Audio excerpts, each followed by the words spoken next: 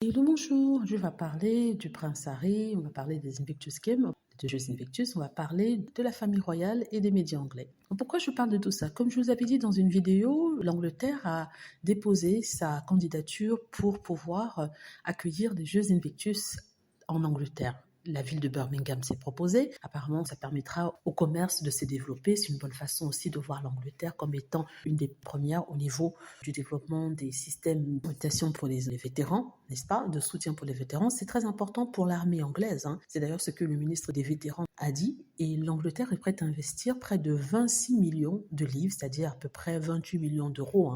Tout a l'air de bien aller. Ils font leur lobbying auprès des Jeux Invictus.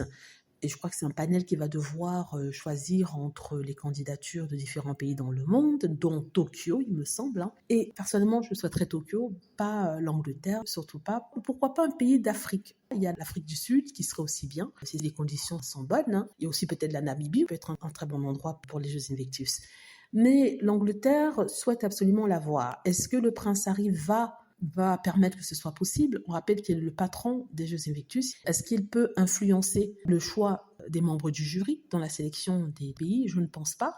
En tout cas, le monde essaie de faire pression sur lui pour qu'il puisse favoriser son pays. Certains médias demandent si le prince Harry peut, en tant que membre de la famille royale, en tant que prince d'Angleterre, permettre à l'Angleterre de hoster, comme ils disent, d'accueillir les Jeux Invictus. Et moi, je trouve que quand même, c'est culotté.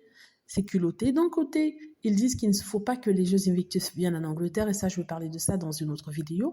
De l'autre côté, ils disent au prince Harry que, en tant que prince d'Angleterre, ton devoir, c'est de faire en sorte que le pays soit représenté, donc tu dois favoriser le pays. Et puis quoi encore? On parle d'un pays qui, peut-être pas le pays lui-même, oui, quand même, si, parce qu'on ne lui a pas octroyé de sécurité, un pays qui ne veut pas de lui, un pays dont les médias n'arrêtent pas de dire qu'il est ceci, qu'il est cela, qu'on ne veut pas le voir dans ce pays-là, et il est censé maintenant soutenir la candidature de celui-ci, d'autant plus que sa femme n'est pas la bienvenue dans ce pays-là. Et puis quoi encore? Dites-moi ce que vous en pensez. J'espère que vous avez aimé la vidéo. N'hésitez pas à cliquer sur like si c'est le cas, à vous abonner pour plus de vidéos et à cliquer sur la petite cloche afin d'être averti lorsque je poste une nouvelle vidéo. Merci.